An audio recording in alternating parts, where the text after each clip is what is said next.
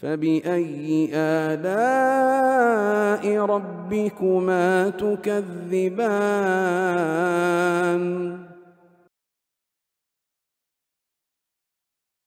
Baik. Kemudian kejadian berikutnya adalah Nabi sallallahu alaihi wasallam dalam asuhan Abu Talib.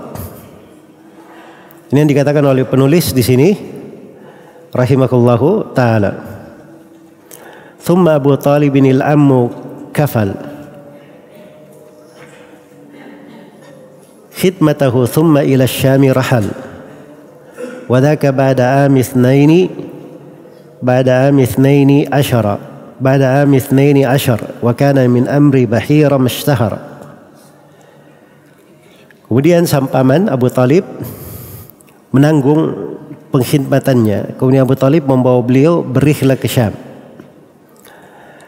Hal tersebut setelah 12 tahun kelahiran beliau.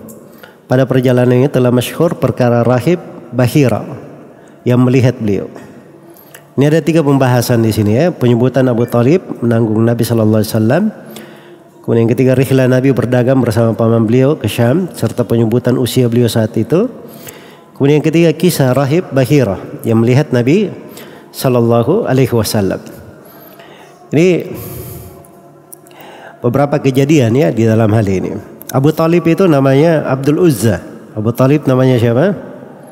Abdul Uzza. Abu Talib itu kunya. Iya. Abu Talib kunya. Kenapa Abu Talib yang mengasuh Nabi setelah kakeknya meninggal? Karena Abu Talib ini itu adalah saudara kandung ayahnya Abdullah. Jadi Abu Talib ini saudara kandung ayahnya. Jadi adalah paman Nabi sallallahu alaihi wasallam. Itu satu sudut. Sudut yang kedua, memang Abdul Muttalib berwasiat kepada Abu Talib. Abdul Muttalib berwasiat kepada Abu Talib supaya dialah yang merawat Nabi Muhammad sallallahu alaihi wasallam. Iya. Baik. Jadi mereka ini Abu Talib dan Abdullah ayah Nabi Muhammad ini saudara seayah dan seibu.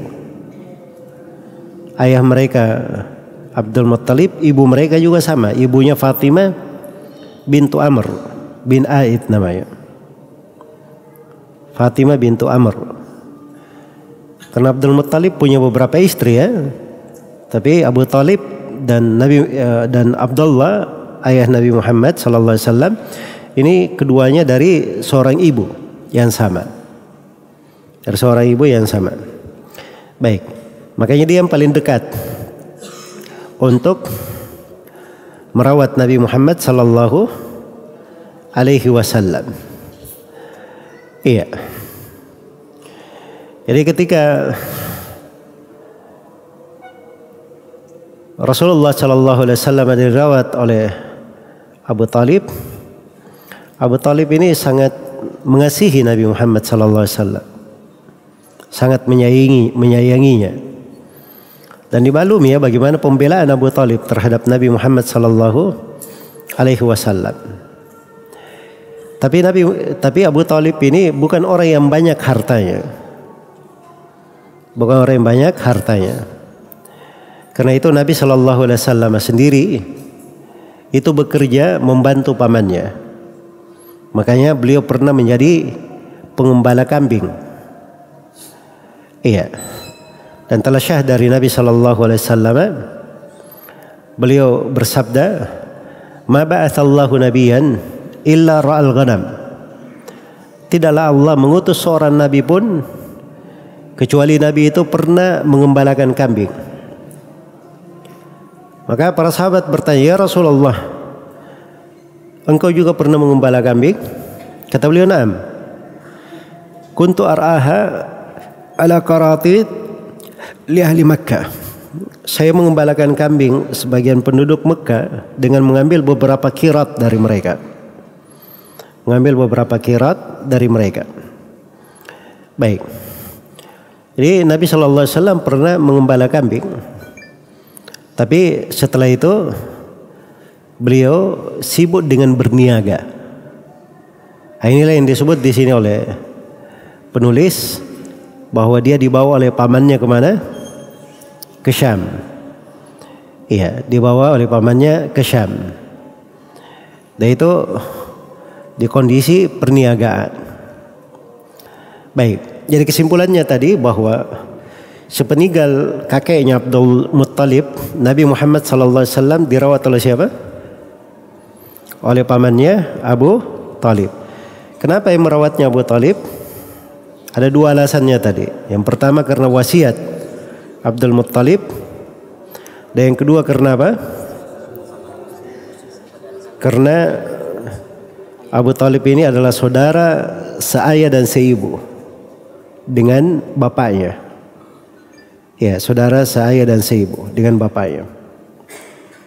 Baik, itu kejadian yang ketujuh. Kejadian yang kedelapan adalah perjalanan Nabi Sallallahu Alaihi Wasallam bersama pamannya Abu Talib menuju ke Syam. Iya, menuju ke Syam. Jadi perjalanan ke Syam ini, iya,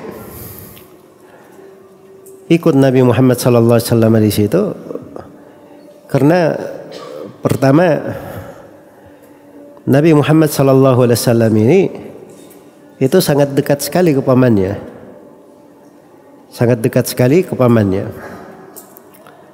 Karena itu dia biasa menemaninya sampai di perjalanan ke tempat lain pun ditemani oleh Nabi Muhammad. Makanya begitu ke Syam melakukan perjalanan dagang, Nabi Muhammad ikut di situ. Kemudian yang kedua, pamannya juga Abu Talib itu kasihan terhadap Nabi Muhammad. Dia sayang meninggalkan Nabi Muhammad di Mekah. Khawatir kalau ditinggalkan dia ditelantarkan. Maka dia pun dibawa oleh Abu Talib. Ya, dibawa oleh Abu Talib ke Syam. Jadi ini dikatakan di sini oleh, dan kisah perjalanan ke Syam ini kisah yang populer ya. Kisah yang populer. Ya. Dan disebutkan di sini bahwa wadaka ba'da amitsnai asyar. Hal tersebut setelah 12 tahun dari kelahiran beliau. Berarti umur Nabi berapa? 12 tahun. Hanya saya penyebutan umur 12 tahun ini itu datang melalui jalur Al-Waqidi. Datang melalui jalur Al-Waqidi. Muhammad ibn Sa'ib Al-Waqidi. Dan dia ini seorang yang ditinggalkan haditsnya, sangat lemah sekali dalam riwayat. Bahkan ada yang mengatakan dia pendusta dalam riwayat. Karena itu tidak syah penyebutan 12 tahun ini. Iya, makanya Ibnu Katsir berkata penyebutan 12 tahun ghairu mahfuz. Itu tidak terjaga.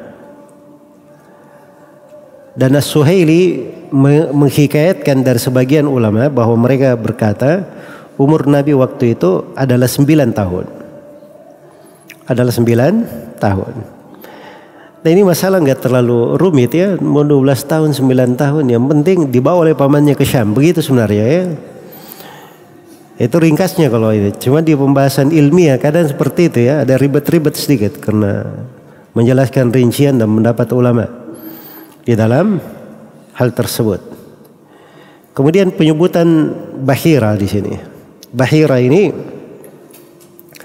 nama si rahib yang melihat Nabi di perjalanan ke Syam itu.